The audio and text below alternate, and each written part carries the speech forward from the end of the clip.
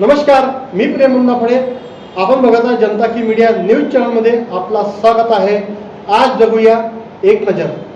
आम्ही माननीय खासदार ज्योतिराम बर्वेजी यांचा जन्मोत्सवाचा कार्यक्रम साजरा करत आहोत आणि त्याच्यामध्ये विविध कार्यक्रम घेऊन राहिलो. रांगोळी स्पर्धा, मुलांचे ड्रॉइंग आणि महिलांचे संगीत खुर्ची वगैरे सगळे कार्यक्रम. तर या जन्मोत्सव आपण नागपूरच होत आहे का पूर्ण महाराष्ट्रात किंवा पूर्ण देशामध्ये अख्खा देशामध्ये आपण हा कार्यक्रम करणार आहोत? महाराष्ट्रात, देशात. धीवर समाज महिला संघटनेची अध्यक्ष आहे आणि खासदार माननीय ज्योतिराम बर्वे समिती यांच्या कोषाध्यक्ष आहेत. आणि मला हेच म्हणायचं आहे, आतापर्यंत आम्ही जे कार्य केले तर थोडक्यातच केले आम्ही जयंतीचे, पण आता मी निश्चय केला होता की हे आपल्याला सगळ्या लोकांना आणि सगळ्या देशभरामध्ये आपल्याला त्यांचं कौतुक करायचं आहे आणि त्यांना सांगायचं आहे की हे जसे आंबेडकरांचं नाव आहे तसं ज्योतिराम बर्वेंचं नाव झालं पाहिजे. आणि ते आम्ही त्याच्या प्रकारे सगळं कार्यक्रम अटेंड करत आहोत आणि गावोगावी जाऊन सगळ्यांनी प्रचार करून सगळं एकजूट करत. सर्व माहिती राहत्या लेडीजने आणि साहेबांनी दिलेलीच आहे. पण बघा, आम्ही लेडीजमधला टॅलेंट शो, 1 मिनिट शो घेणार आहोत. आणखी कोणाचं म्हणजे हुनर, खूप काही असं हुनर आहे, पण तो आम्ही म्हणजे आतापर्यंत शोच नाही केलेला आहे. तर तो पण आम्ही छोट्या मुलांचा, महिलांचा, आणखी विविध असे कार्यक्रम घेणार आहोत का म्हणजे जे काही म्हणजे आतापर्यंत कोणी नाही केला तसं करणार आहोत. आम्ही ज्योतिराम बर्वेजीचा कार्यक्रम एवढा चांगला करण्याचा पूर्ण प्रयत्न करू पुरेपूर. आणि एवढा भव्य दिव्य कार्यक्रम आहे तर जास्तीत जास्त संख्येने पूर्ण संघटनेने, धीवर समाज संघटनेची जे काही महिला आहे, महिलाचे अध्यक्ष म्हणा, यांचं खूप मोठं आम्हाला सपोर्ट आहे. तर सर्वांनी जास्तीत जास्त संख्येत आमच्या कार्यक्रमाला येण्याचा प्रयत्न करा आणि कार्यक्रम साजरा करण्याचा हेच आमचा उद्देश आहे. थँक्यू. आपलं परिचय? माझं नाव भारती नान्ने. ओके.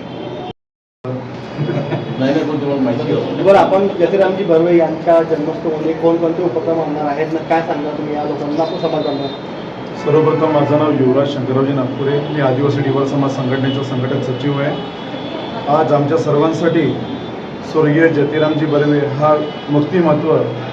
आजपर्यंत पुराण्या पिढीला माहिती होता, नवीन पिढीला हा माहिती पडावा. स्वर्गीय ज्योतिरामजी बर्वे हे कोण होते, कसे होते, क्रांतिकारी होते, कुठल्या प्रकारची क्रांती केली व समाजामध्ये कुठली क्रांती करून कुठली योजना आणून लोकांना जे पुरवली आणि लोकांना मजबूत केलं, या उद्देशाने या स्वर्गीय ज्योतिरामजी बर्वे यांचा माहिती लोकांपर्यंत पोहोचावी यासाठी आम्ही आज 21 तारखेचा कार्यक्रम हा परिपूर्ण आमच्या जिथे 0 मैल आहे, जिथे आपला हा संविधान चौक आहे, तिथे आम्ही कार्यक्रम हा करीत आहे. पण तरीही जास्तीत जास्त संख्येमध्ये लोकांपर्यंत त्यांच्या उपकरणाची जे तिथे त्यांनी योजना उभारल्या, ज्या लोकांना त्यांना सवलती दिल्या, जे धीवर समाजाने मासोळीच्या झाडांच्या व इतर त्यांच्या इन्शुरन्सच्या या सर्व सवलती लोकांपर्यंत पोहोचावे, त्याकरता उद्देश आम्ही त्या लोकांना माहिती देत आहे. व त्याचप्रमाणे तिथे ज्या प्रकारचे लोक जे आमचे काही वरिष्ठ अधिकारी आहेत, मोठे मोठे नेते आहेत, त्यांचंही मार्गदर्शन व्हावं आणि स्वर्गीय ज्योतिरामजी बर्वेंच्यावर जे प्रकाश टाकावा, त्यांनी लोकांना चांगल्या योजनेचा लाभ मिळावा याचा विचार चालू आहे. यंग पिढी, युवी पिढीने आज कुठेतरी समोर यावं. स्वर्गीय ज्योतिरामजी बर्वेंना आपण आपल्या मनामध्ये ग्रहण करून आपल्या घरोघरी, आपल्या पिढोपिढीला न्यावं. आणि ज्या प्रकारे NTPमध्ये ज्या प्रकारे आम्हाला 2.5% आरक्षण दिलेलं होतं, त्यामध्ये दुसऱ्या समाजांची भर टाकून आमच्या समाजाचं आरक्षण कमी केलं. त्यासाठी लोकांना सांगून जनजागृती करून त्या आरक्षणात आम्हाला त्या NTPमधून काढून वळगवून आम्हाला STमध्ये टाकण्यात यावं आणि ST वर्गामध्ये आम्हाला आमच्या समाजाला, परिवाराला, लोकांना सर्वांना सवलती मिळावी याच उद्देशाने आम्ही हा कार्यक्रम करीत आहे. आदिवासी धीवर समाज संघटनेचा मी अध्यक्ष आहे, विदर्भ प्रदेश. आज आपण इथं मोठ्या संख्येनं सर्व संघटनेचे पदाधिकारी, महिला मंडळ उपस्थित झाले. पत्रकार परिषदेमध्ये खूप आनंद झाला. हा कार्यक्रम मोठ्या उत्साहाने, जोमाने संपूर्ण समाजामध्ये, घरोघरी, पूर्ण शहरामध्ये जिथे बी वस्त्या आहे आमच्या त्या ठिकाणी याची हे झाल्या पाहिजे.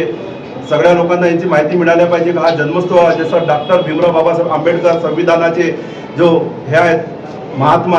त्यांचा जसा कार्यक्रम इथे होतो पण त्यांचा अवाढव्य होतो तेवढं न करता आपण काहीतरी पुढाकार घेऊन हा कार्यक्रम मोठात मोठा करण्यात यावा यासाठी मी स्वर्गीय जयतीरामजी बर्वे जयंती सोहळा समितीच्या माध्यमातून मी बोलत आहे आणि संपूर्ण समाज बांधव विदर्भाचे महाराष्ट्राचे आपापल्या ठिकाणी महाराष्ट्राचे करणारे जे आपण विदर्भाचे लोक ह्या ठिकाणी जयंतीला यावे आणि हा कार्यक्रम अवाढव्य करावा सरकारच्या निदर्शनात आणून द्यावा की हा समाज एकत्रित झालेला आहे याचा जो मागण्या आहे त्या तुम्ही पूर्ण करा आणि हे जो पूर्वीपासून मागून राहिले आता नवीन काहीतरी जो जुनं आहे ते मागत आहे जुनं ते सोनं म्हटलं आहे पूर्वीच्या लोकांनी तेच त्यांना पाहिजे तुमचं नवीन काहीच नाही पाहिजे कारण की येणाऱ्या नवीन पिढीला आम्ही काही देऊ शकत नाही कारण की शिक्षणाचा भार खूप झालेला आहे जनतेवर कारण की ज्यांच्या घरी एज्युकेशनवाले लोक नाही त्यांच्या डोक्यावर खूप मोठा हा संकट आलेला आहे म्हणून हा जयंतीचा उत्सव घरोघरी दारोदारी गल्लोगल्ली गेल्या पाहिजे आणि ते खासदार होते जयतीरामजी बर्वे रामटेकचे ते अव्याढव्य मताधिकांनी निवडून आलेले देशामध्ये दुसऱ्या क्रमांकाचे होते असा व्यक्ती म्हणजे आता भारतात दुसरा कोणी नाही झाला बाबासाहेब आंबेडकर नंतर हे दुसरे आमचे आरोग्य दैवत आहे बर्वे साहेब ही मी विनंती करतो सर्व समाज बांधवांना की ते जास्तीत जास्त संख्येने उपस्थित व्हावे आणि या कार्यक्रमाची भव्य दिव्य शोभा वाढवावी बेसिकली पूर्व सीपीएन बरार प्रांत का एरिया है पहले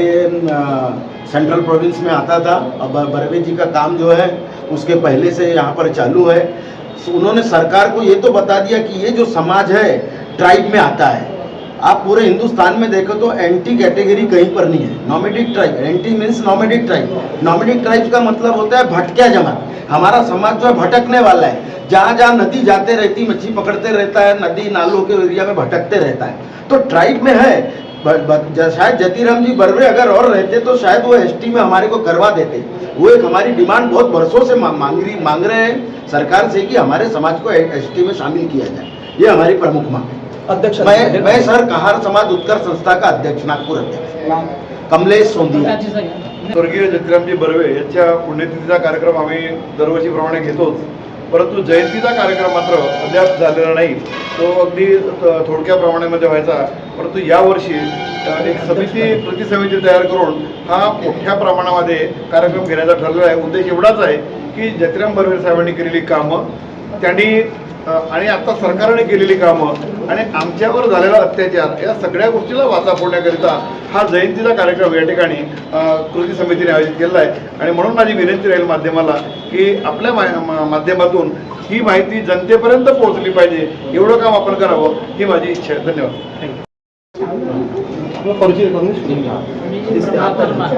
मी प्रभाकर मांडले जयतीराम बर्वे जन्मोत्सव समितीचा अध्यक्ष आहे आणि जन्मोत्सव समितीचा कार्यक्रम हा वर्षभर चालवून जयतीरामजी बर्वे यांनी समाजासाठी जे कार्य केलेलं आहे